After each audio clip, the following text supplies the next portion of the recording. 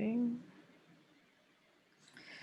And I will get started with our script, which allows me some time to for other people to get there, and we can get going.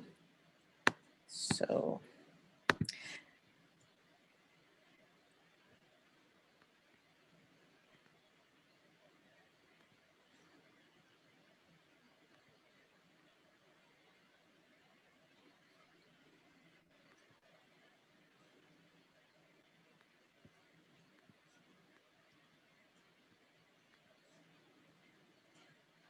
Okay. So good afternoon and welcome to another installment of the Alaska Outdoor Alliance's Lunch and Learn series. Alaska Outdoor Alliance provides the big tent under which stakeholders in our state's $3.2 billion outdoor recreation sector come together to share viewpoints, solve problems, and advocate with local, state, and congressional leaders for measures and funding. Is that echoing, you guys? You're good. Okay. Okay. We welcome all with a vested interest in the future of Alaska's outdoors to get on board, learn more, get news, and get involved at the alaskaoutdooralliance.org. Today's session will be recorded, and links to the greatest hits highlights reel from all our lunch and learn sessions will be shared in upcoming AOA news blasts. If you haven't already, be sure to sign up for the newsletter at the AOA website and invite your coworkers and friends to visit alaskaoutdooralliance.org to help grow the base of Alaskans who see a future for the last frontier that recognizes the health benefits of a thriving, sustainable outdoor recreation sector. Today, I'm thrilled to introduce you to today's host, Luc Mehl. Growing up in McGrath instilled a lifelong love for adventure and respect for remote places. I'm addicted to his blog, Things to Look At, and count on him to give me the best advice on anything from pack crafts to backcountry route planning. And with that, take it away, Luc. Hey, thanks, Lee. Gosh, I kind of have to admit I'm a little bit nervous because there are way more people here than I expected, which is awesome, but also kind of intimidating. My intention is to not speak very much. The goal with this, when Lee asked if I would host a session, I basically expressed my interest in hearing Native voices on kind of my passions as an outdoor enthusiast here in Alaska. And so the panel is supposed to kind of emphasize the Native voice and let me and my peers listen in to this conversation. I do want to give just a very short background about why this is important to me. Growing up in McGrath, and I see my stepdad Francis is on here, which is fun. McGrath is about half Native, and that's mostly Athabaskan. And so I grew up just exposed to that culture that was normal, and I missed that exposure living in Anchorage. I'm getting a pretty bad echo, so maybe somebody can mute there. That's probably me. Yep, that's better, thanks. So now I whenever I have an opportunity to travel through a village, I take it, and so that's often on skis or on a bike or in a pack raft. And sometimes those interactions are uncomfortable, and I'm just not sure if I'm welcome, and other times they're really comfortable, and it ends up being like the highlight of the entire trip is a really positive interaction with somebody at the tribal office or something. So this is a space I'm just very interested in, like where my passion for the environment, for Alaska and Alaska's people, how that those relationships work with Native Alaskans, and because I'm on Native Alaskan lands and traveling through Native Alaskan communities. So I think the format that I want to use today is I spoke with everybody in this panel, except for Irving, ahead of time, and kind of came up with their ideas of what they thought would be most interesting to present. And so I'm just going to target a question to each panel member, and then they'll introduce themselves and address the subject, and maybe the rest of the panel will have comments throughout their discussion. I've got 5-ish questions, and we've got about 50 minutes, so hopefully this will work out for about 10 minutes per question. And I want to start with Elizabeth Rexford. And Liz, there are a handful of people on the call here that some of them are very familiar with living in villages and growing up in villages. I see Sam Alexander on here, and some people are from out of state. And so I was hoping you could give kind of a brief, big picture, like what does recreation even mean in a village? And I thought that your background fits well to explain this, since you've kind of tried on a bunch of different roles, I guess, in different recreation communities. Does that make sense?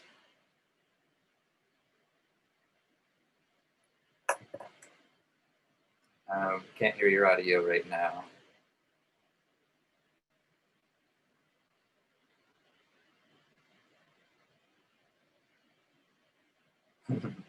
It worked when we did a test.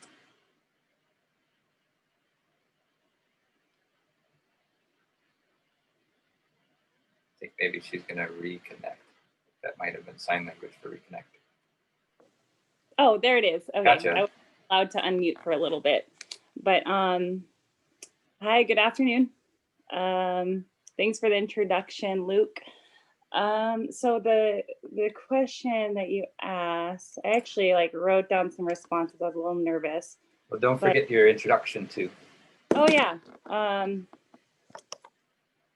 Okay. Uvanga nadavarkatirat kiakading niluranga, Fairbanks niluranga.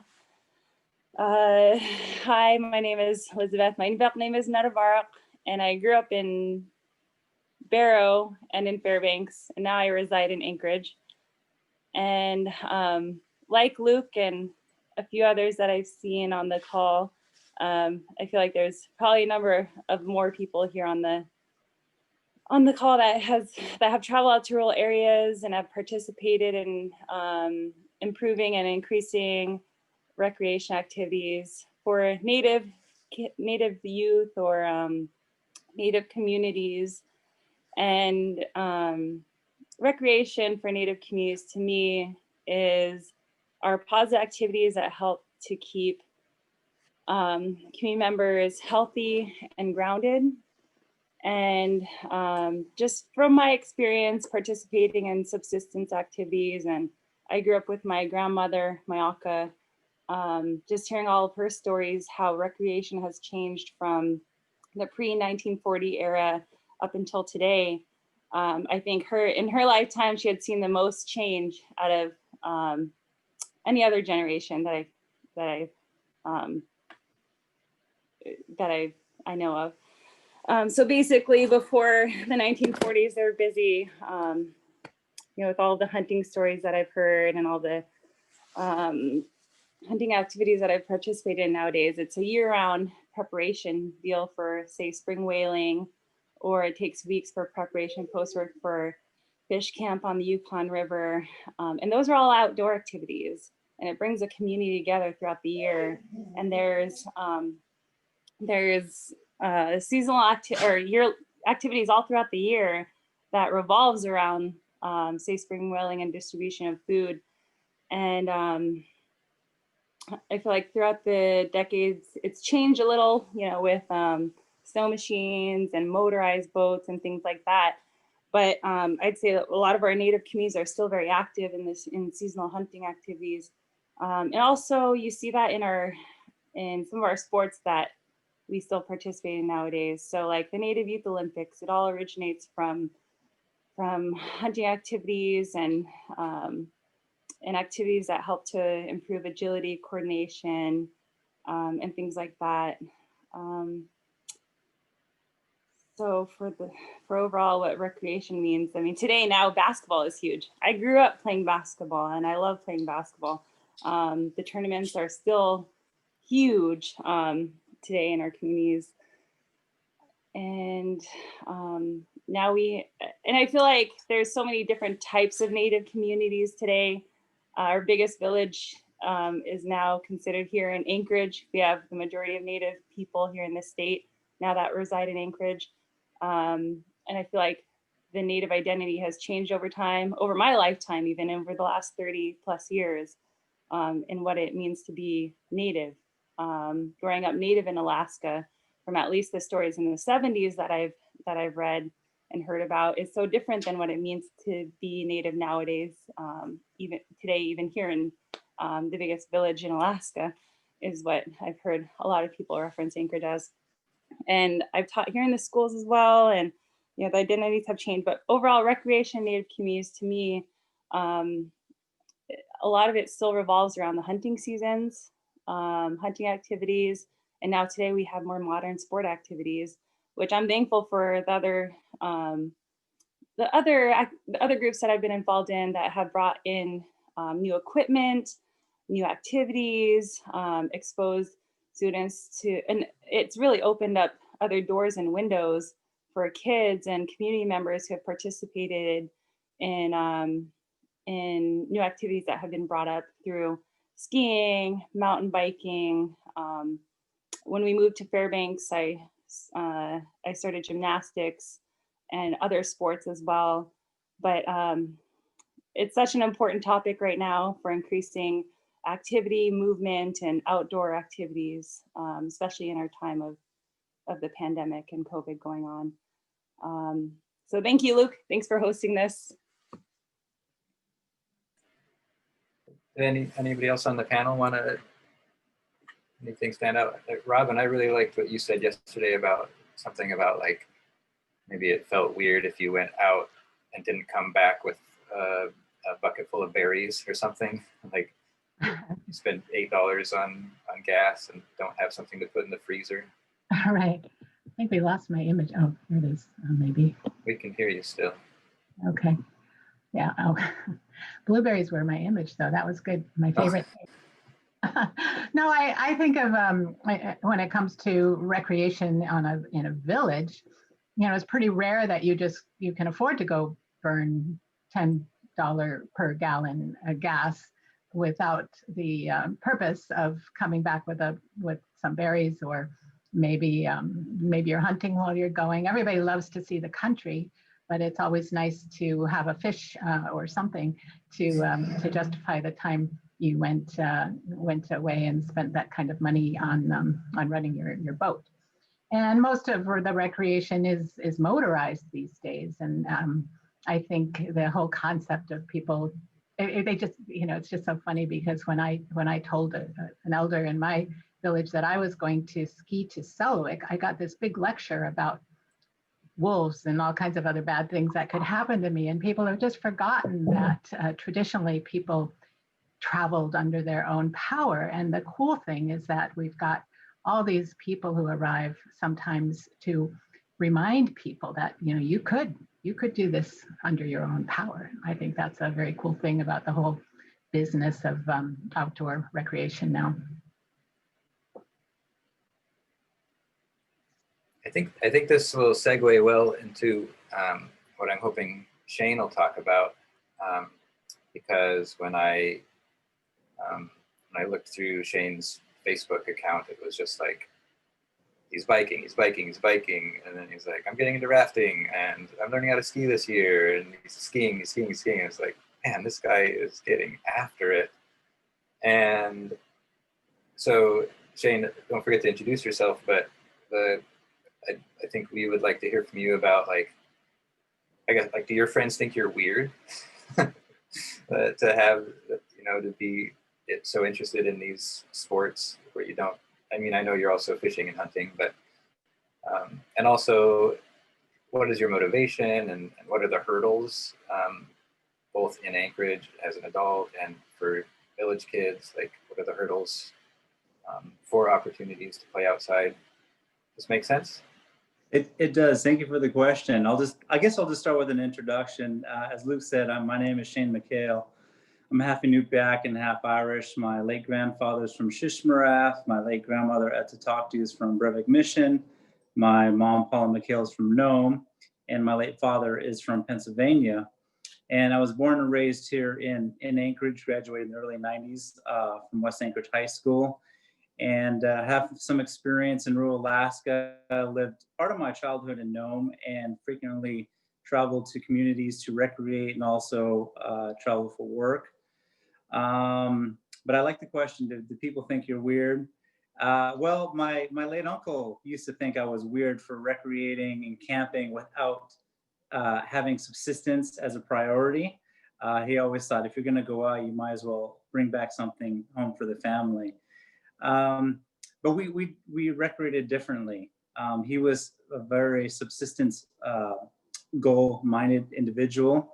My late uncle Rick Talkto is the first one who motivated me to get outdoors. In the late 90s, he took me out hunting and fishing in the Cook Inlet, and we would take home seal, geese, and fish. And I remember bringing home these animals to my grandmother to talk to, and seeing the smile on her face, and then feeling the connection to her heart that she was getting this valuable nutrition that she grew up enjoying as a child, enjoying in her late years.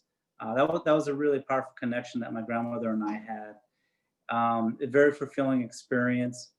Then I got into outdoor recreation through my late former best friend, James Akshaktorik, who's no longer with us. He was an accomplished skier, to say the least. He was the #1 skier in the nation, coming from a small town, and in the nation in high school, coming from a small town of White Mountain. And in the 30s, I grew up playing basketball and wrestling in high school.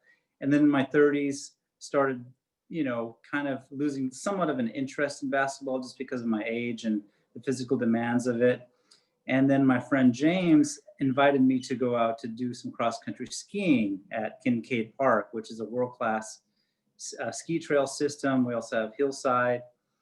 And I had no idea these trails even existed. He introduced me to them. He lent me his skis. He taught me how to ski. What better teacher than someone who has so much passion for skiing? And that passion really, I really took that on, and I feel very blessed about it. And so started skiing, and I got into the Tour of Anchorage, which is an amateur ski race, the second largest amateur ski race in the nation. And I was pretty happy with that.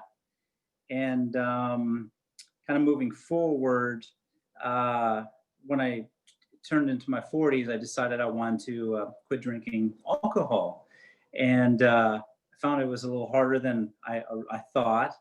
And so I turned to outdoor recreation for that healing, that mental and that physical healing, and the connection to the surrounding areas. And it brought a lot of healing to me. And I've been sober now for 3 years. And last year I did the Tour of Anchorage again. And I got a better time last year than I did when I first skied the tour, like I think 12 years ago. And then in the age group of 40 to 49 in the men's 25K, I came in 10th out of 25th, which I just couldn't believe. It was just absolutely a great personal achievement for me. So that's my big draw to outdoor recreation.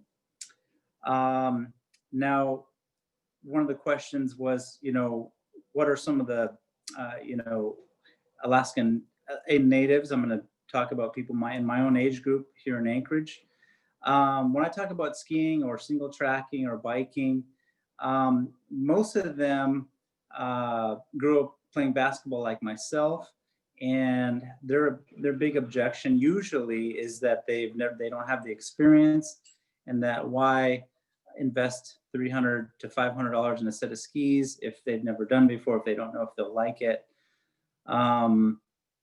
And the ones that do take that initiative to give it a try, they absolutely love it, and they never turn back. They've always moved forward with skiing, and that's what they do. It's a sport that really you can fall in love with. And I guess kind of moving on to the next question is maybe looking at some of my friends who live in the rural communities. Their objections or their hurdles are far greater than here in Anchorage. You know, there's not talking every village, but a lot of the ones that I know of and speak of, there's high unemployment rate, between 50 and 80% unemployment. There aren't any maintained trails. There are no programs. They have no skis or any assets like to bikes. And so people do walk along the road system. They usually one road that just goes to the airport, and that's about it. The money that they do have is spent on boating and ATVing. That's how people get their food and they travel. That's where the money goes to maintain those machines. And the children, they play basketball in school. And when they do get a bicycle, you know, the environment is pretty harsh on the bikes, and they don't last as long as they do here in Anchorage. And so kids end up not having their bicycles very long, and then they end up recreating, doing what they've always done. And what's difficult is that there's not much else to do. And my friend even told me a story of this young kid whose parents allowed him to use a four-wheeler, and he ended up wrecking this past summer.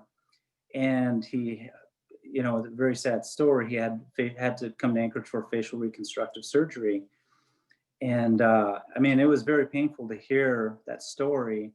And I said, you know, maybe, you know, kind of, why was he on a four-wheeler? Because four-wheelers are meant for people that are 16 years and older.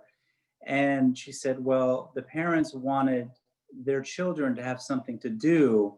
And so they granted access to their son, who used it, who was underage, and, you know, it was inappropriate for him to use it, but their parents were so hungry for giving them something.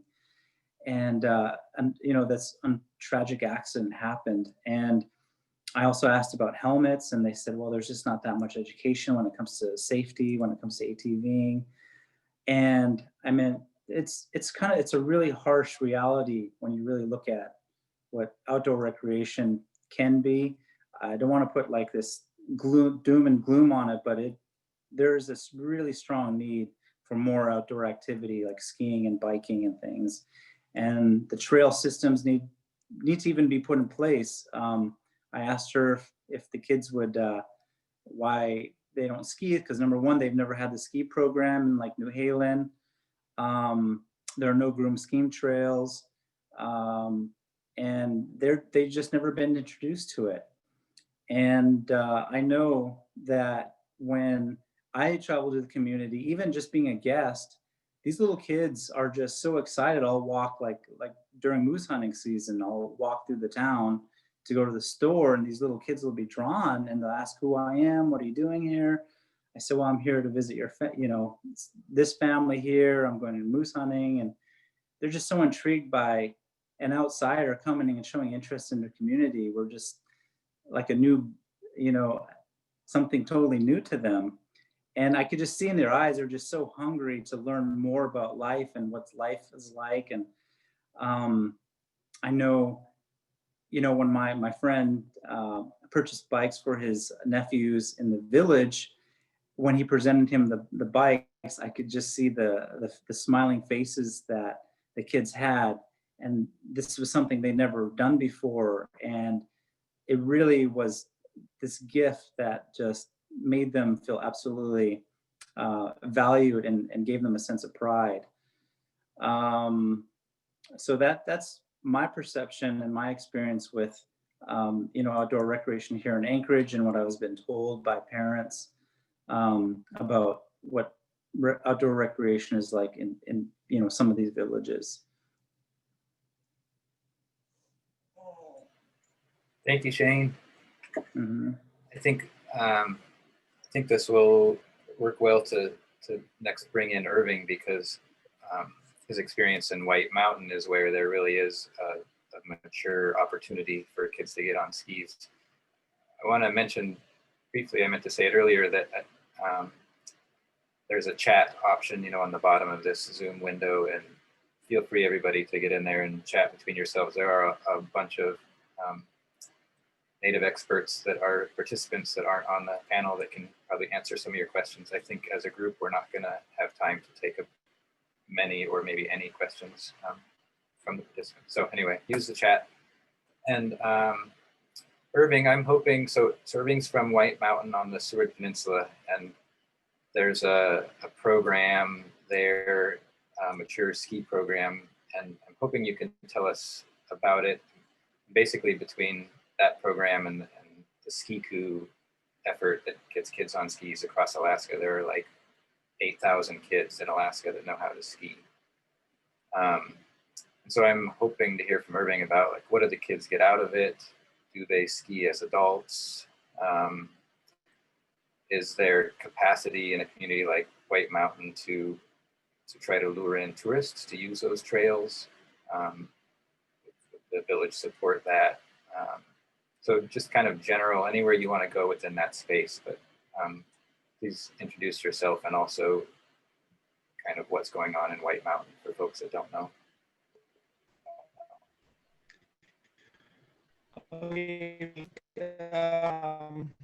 Sorry, I couldn't give you a call beforehand. I think with your audio, sorry, Irving.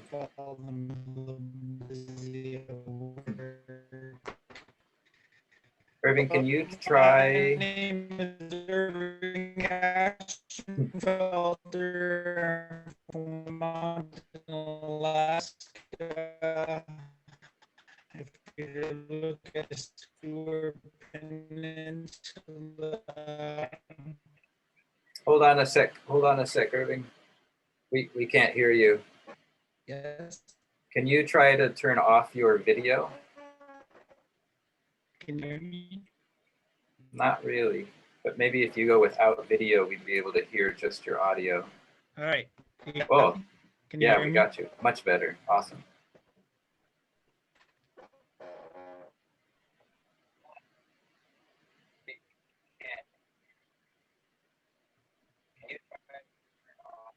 Oh, we lost you again.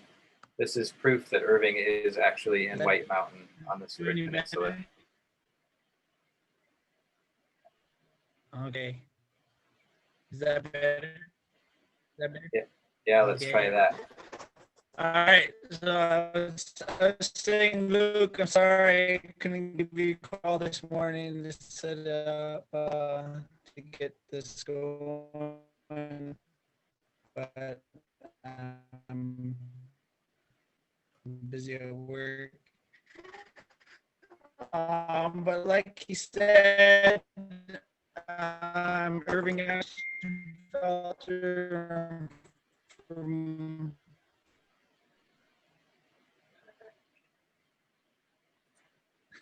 I think the audio isn't going to work, but I believe there is a way to call in by phone. Lee, can you help figure out what number that would be? Yeah, I'm working on that.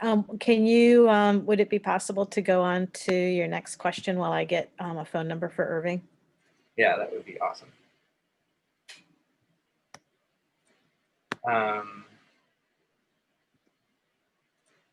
Okay, so Robin, I'm going to jump to you. Okay. And Robin is kind of my go-to for a lot of this. I really like every project, every interest that Robin has. And so big thanks to you, Robin, and to both Lars Flora and Martin Leonard who helped organize this, but are not on the panel. And basically, all of these projects that Robin does, including Ski Coup, seem to be intended to build relationships between villages and visitors. So, for example, with Ski Coup, rather than have like a set of like 15 excellent coaches, it intentionally draws from a pool of like 1,000 volunteers, and that's so that those volunteers get the experience of being in a village. And that seems very intentional from Robin. So I really liked how you, when we talked the other day, how you talked about visitation as like an opportunity to share. And I'm hoping that you can tell us about like what do the visitors get out of these interactions? What do the villages get out of the interactions? But don't forget to give an introduction for everybody. Thank you. Okay. I'm Robin Cornfield, and I come from Kayana, which is a village on the Kobuk River, and it's inland from Kotzebue, about 60 miles. And we are, you know, a lot of times you come to these villages and there's this family that, well, in our case, it's like 3 or 4 families, but these families who do all the little things you can do in a village that help you make a living.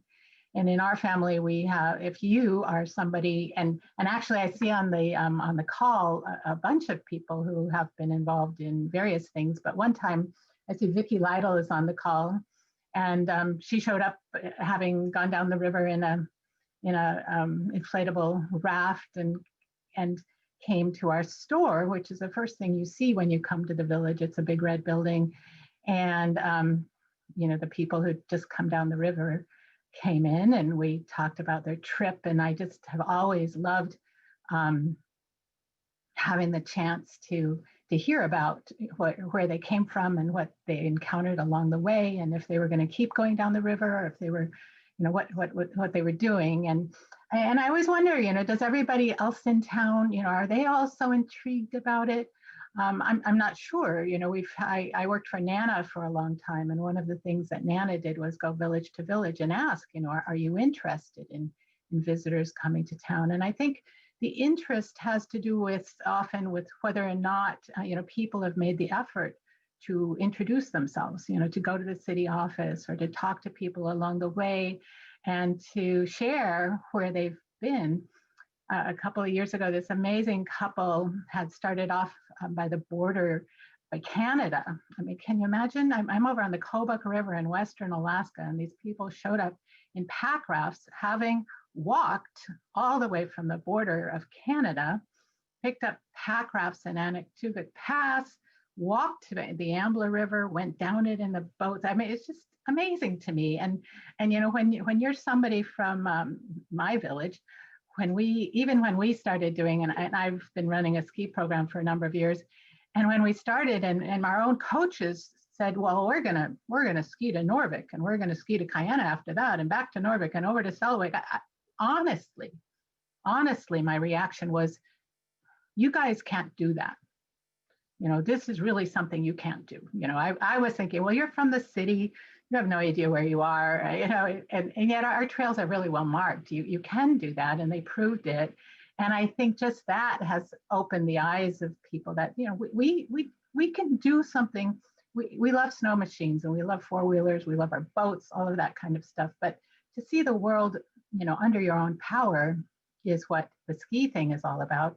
But also to meet people who are kayaking or canoeing or floating down the river and arriving, you know, that experience is something that most people in a village may have done by accident if their motor broke down, but, you know, it's not something they do on purpose most of the time.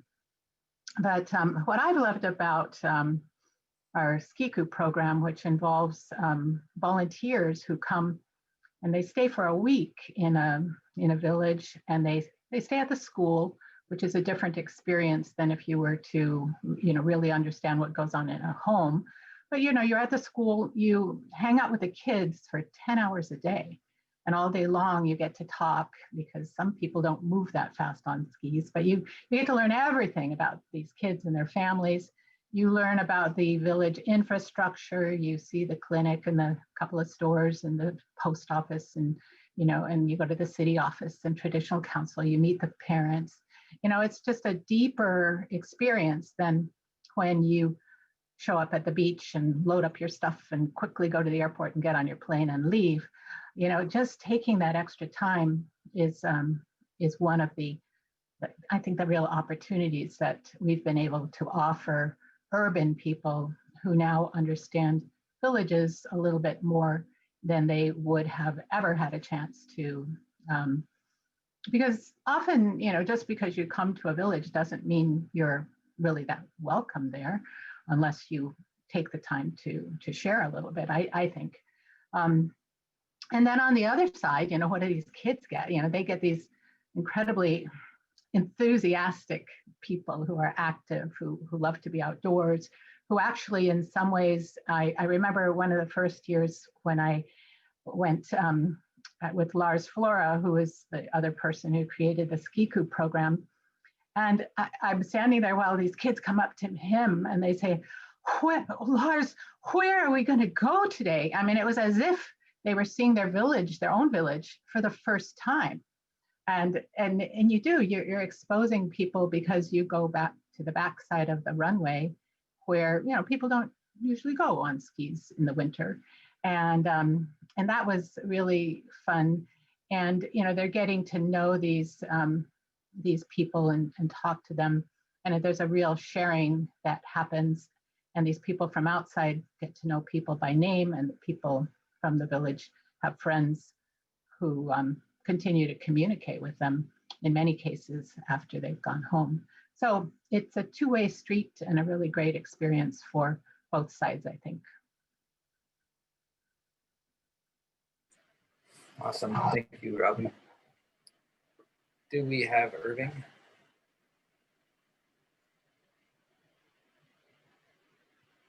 Maybe not yet. Well, then I'd like to go back to Elizabeth.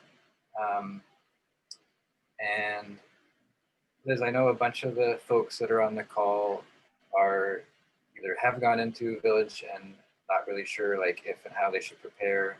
I see some guides as the participants, and I see some race organizers. Kathy Merchant is on here, who is or was organizing the ITI. And so I know that you, both informally and professionally, have worked to sort of train visitors to villages. And I'm hoping you can tell us, like, what's the idea? Why is this important? What are the key points?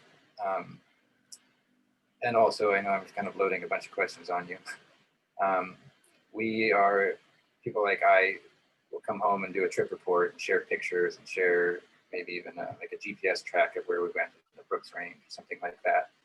And I know there's discussion between my group of friends, like how appropriate that is, like to share things about native lands. Like we don't know necessarily that something is a sacred mountain or region.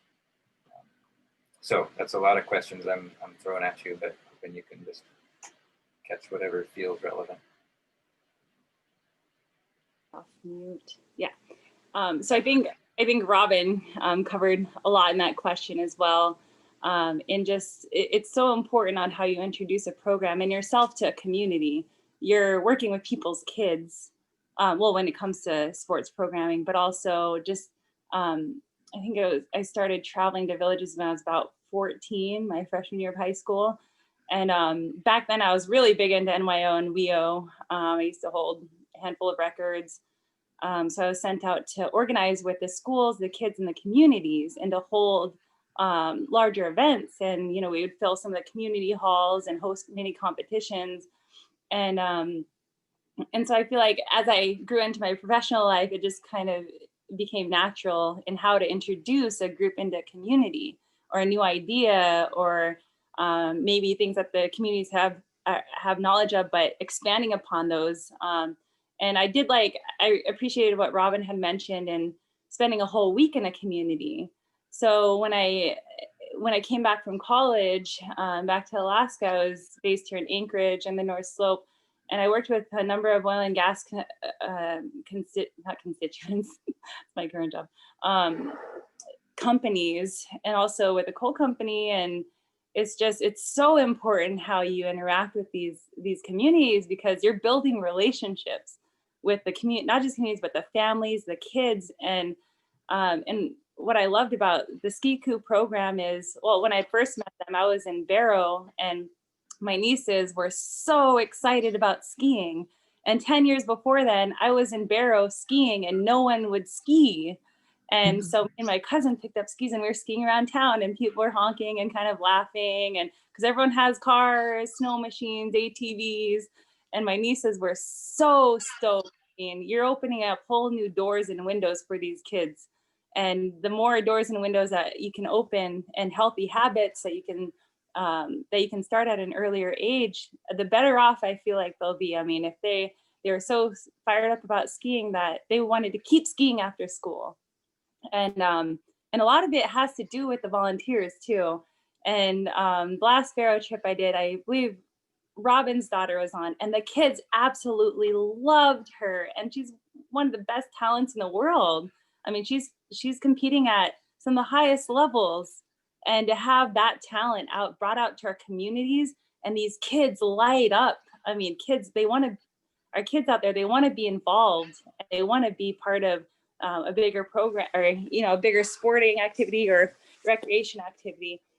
And so they, even the following week after they had left, I mean, the kids were still wanting to go, and it's kind of the honor system when you're checking out skis. They still wanted to go down some of the new hills they discovered. And like she had mentioned, you're reintroducing them to their community, things that existed there before. They're looking at it in a different way. I think before the skiing programs grew, people were more worried about polar bears and animals and things like that. But I mean, you have activities going on, and before they became popular, people were like, oh, there's like polar bears in elementary school. We were terrified of polar bears. Like, I lived across from the elementary school in Barrow. I was terrified to walk home, and I lived like less than a block away because of just all of the things we would hear about polar bears and the polar bear patrol and things like that. And so so back to the question, which was, I don't even remember what the question was, but I get excited when we get new funding and programs and equipment that's brought out to these communities, because even right now it's so important with the pandemic going on. People are indoors, and it's red zones everywhere across the state. And how are we going to come out of this? I mean, I had to try extra hard. I'm a very social person. I went out and I bought a mountain bike, and I'm thankful to have now that I've been working for 10 years, I'm thankful that I have the capability to go out and buy my own equipment.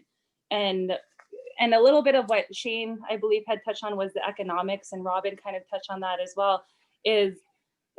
Part of being involved in the outdoor scene is economics. Like, snow machine, I might be able to buy my first snow machine this winter.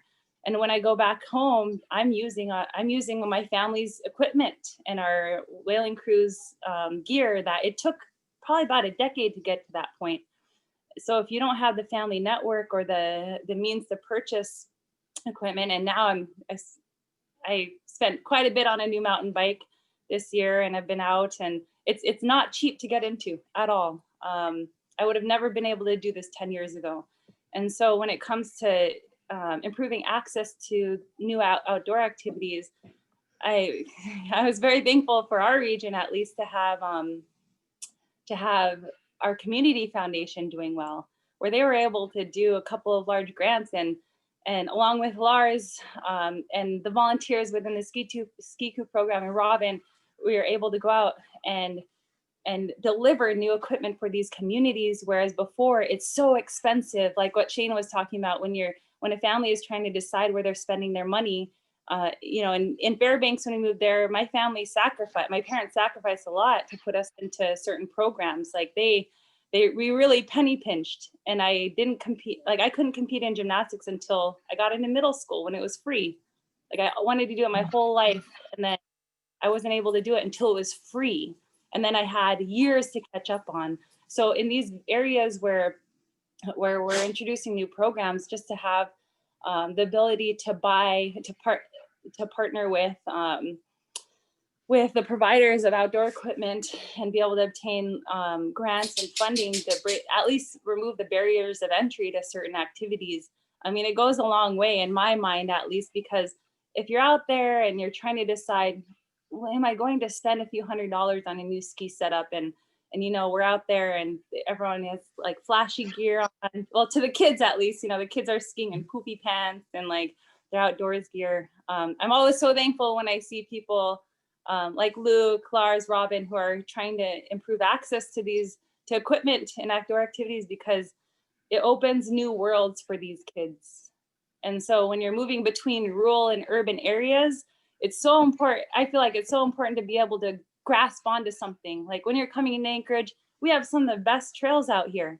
And I've traveled, every time I travel throughout the world, I come back and I'm always, it opens my eyes even more to the fact that like in South Central and interior, we have great outdoor recreational activities and trails. And to be able to have some type of knowledge in order, or to be able to get into those sports, whether it's hiking, skiing, biking, I feel it's important, and it helps us to reground ourselves in different areas. And was there a question on tourism? There's so many questions, and that's part of why it's like, I wish, and maybe somebody can think of a way to continue this conversation outside of this space. But I'm going to give you a more direct question this time, Liz. And that's like specifically like, what should someone like me know before? So say I'm going to pack raft to Kaktovik, or say I'm going to bike to Nome, or float down to sleep, whatever. Like, how do I get, what do I need to know, and how do I find that? Like, I think this is a missing piece for a lot of visitors. Well, in when I worked with clients, or even just volunteering time, I've always reached out to multiple groups. I'm not shy, pick up the phone call. I've done a lot of door knocking, sat down, been invited for dinners, lunches, breakfasts, anywhere, in a lot of places that I've landed.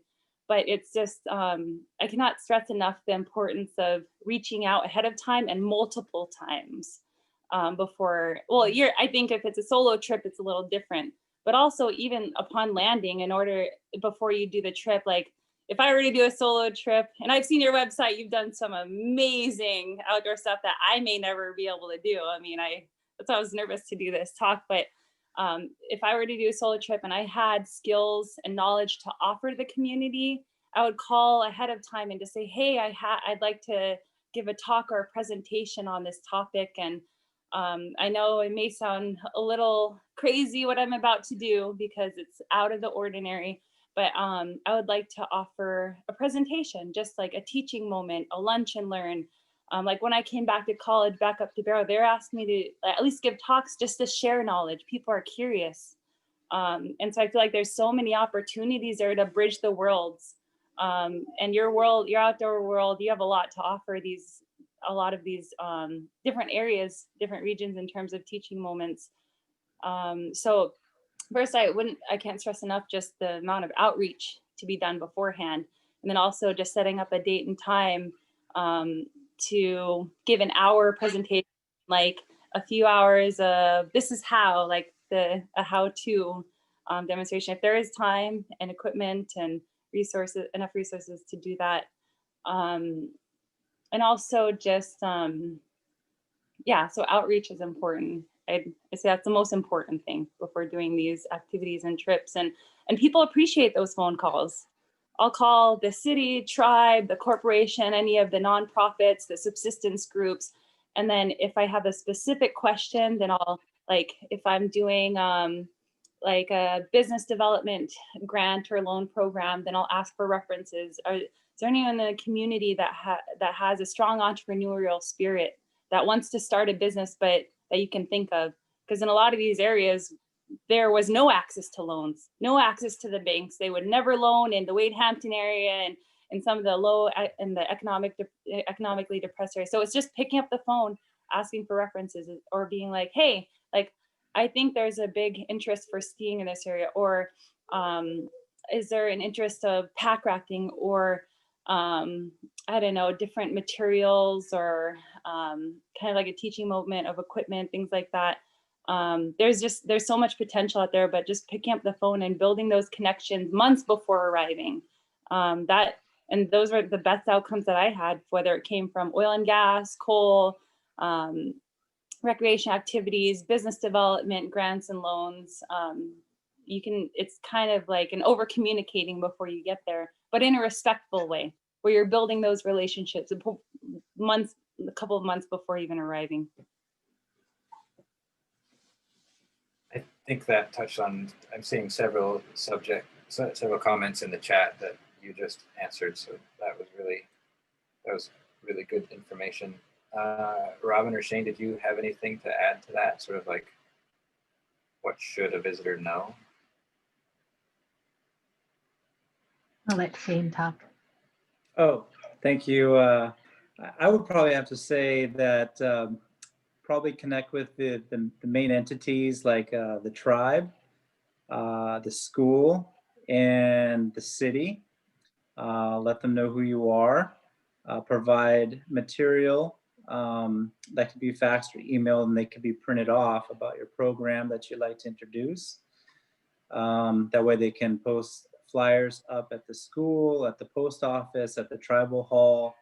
That way parents know who's coming and what the program is about. And I have to say that that's probably one of the only ways to do it, or that's the way that I would know how to do introducing a new program to a community. That's kind of what I have for right this moment.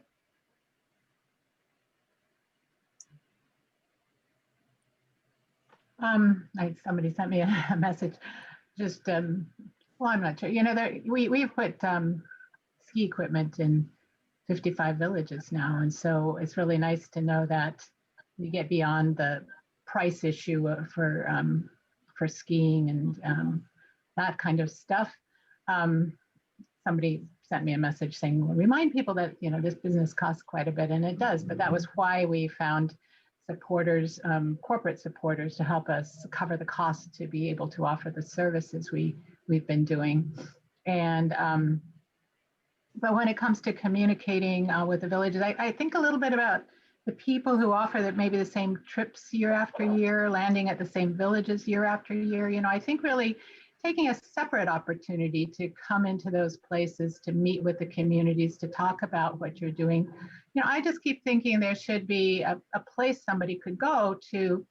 My dream is to have a little museum in Kayana and to get the kids involved and have a place where visitors could sit down for a few minutes and have a cup of coffee, and the people who have been trained could talk about their community and its history. And we're kind of missing some of that in except for a few villages. Anaktuvik has a wonderful museum.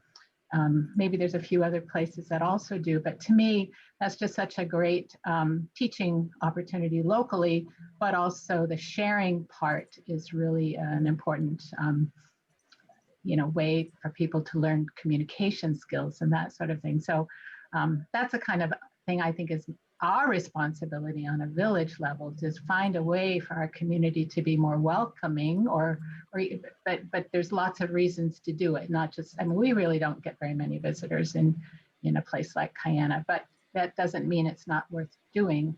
But I would love that sort of thing to happen, and unfortunately it often doesn't, because they're just not thinking about it. But if you went ahead of time and met with the city council and met with the traditional people and got some pointers, I think a lot more could happen that the community would really feel like somehow they were benefiting too.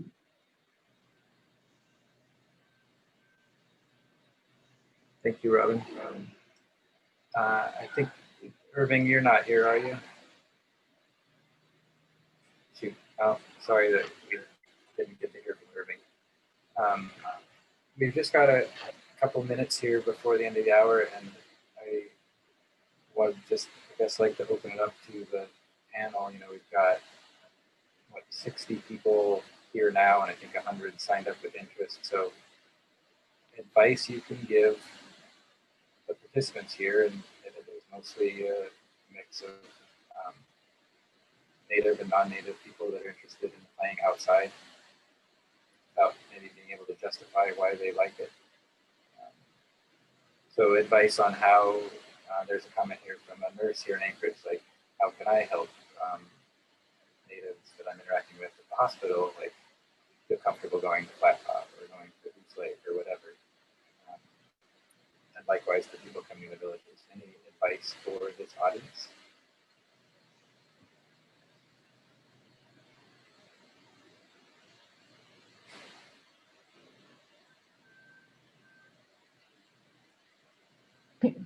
Can you say that hospital one again?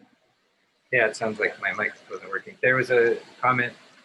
Overall, I'm just wondering, like, what advice do you have to offer to the participants here? You know, there are 60 people following the conversation that are interested in making outdoor recreation more accessible, both to natives in Anchorage, Fairbanks, and also in the villages. So kind of big picture advice.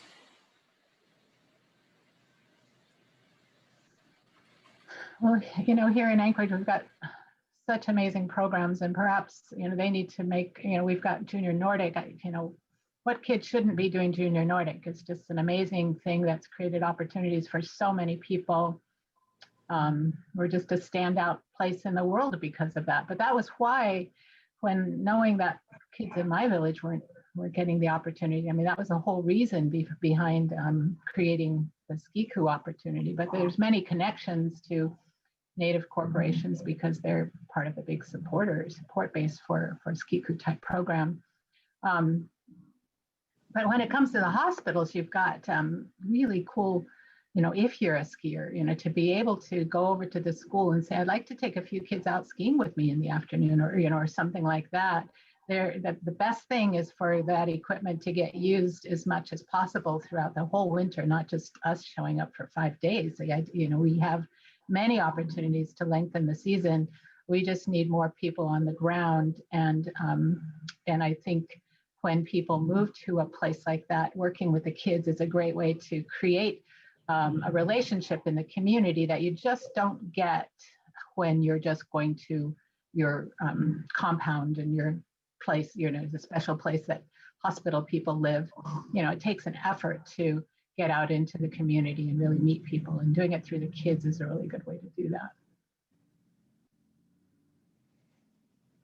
Well, if I can add to that, I just probably start planning now if you want to introduce something for next year or the year after. It sure takes a long time to kind of get things done, and everyone's on a different time schedule. I mean, if you have a particular interest or program you like to introduce, maybe if you need some assistance with maybe financial resources, maybe you can talk to the regional Native corporation. When it comes down to implementing it, maybe the logistics with the tribal entity locally. But also remember, you're going into a remote part of the state, and that there's no hotels, flights are often delayed. You'll be sleeping on the floor in the school, the tribal hall. Food's going to be probably 3 times what you pay for at home. It's not an easy endeavor, but once it's executed, and you could really see the payoff almost immediately on day one, and then hopefully you stay for a week. That's what I was, you know, told, that's appropriate amount of time, 5 days, to really let people know about your program, and, you know, build that relationship, and maybe come back the next year and see how everyone's doing.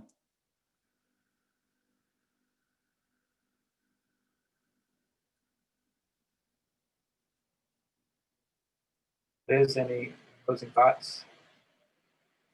And I'll just mention I added a Google Doc to the chat where people could enter emails if they want to continue this conversation somehow. You know what, since we didn't get Irving on, let me talk about White Mountain. White Mountain is this amazing place, and we produced a little film about it. It's called Making Tracks.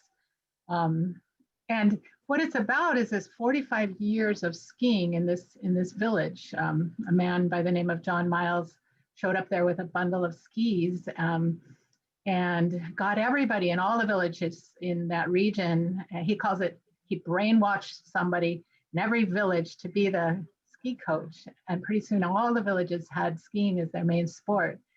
And they produced people like Jim Oksaktorak, who became a national champion in skiing, and Paul Lincoln, who became a national champion biathlete, who had a whole career with the National Guard because he was a biathlete. And in White Mountain, there's this amazing trail called the Sweetheart Loop, and it's not an easy trail. It goes all the way through the trees, and then you end up above the tree line and then go back into the trees. It's just the most beautiful trail. that the whole village respects, and they make sure it stays nice, because then the kids can use it. And every year there's a competition that happens in that region, and it's Irving who runs it. And that's the amazing thing to me, having been to so many places where, you know, our teachers are quite transient, and the idea that this program that came in through the teachers, but ultimately was taken over by local people like Irving. I mean, it's just such a really cool. Online, you should be able to select something that says view goals. So Did you see that? I was hoping everybody would have a chance to meet Irving, because he was the star of our show, in our Making Tracks movie. If anybody's interested, it's available at the Skiku website online. It's something you can buy. It's a 35-minute film. But I love the story of White Mountain. And of course, that's a place that welcomes the Iditarod. You know, so there are many places that do know how to welcome people as they come through their villages. And you know, those villages that are along the Iditarod are really good examples.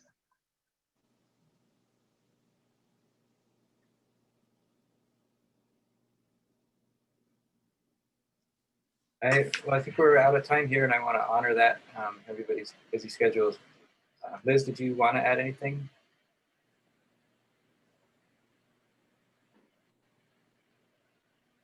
Oh, I don't really have any closing comments. I think I talked enough. Thank you, Luke. Thanks for hosting, and thank you everyone for tuning in. Awesome topic. Thank you, Lee.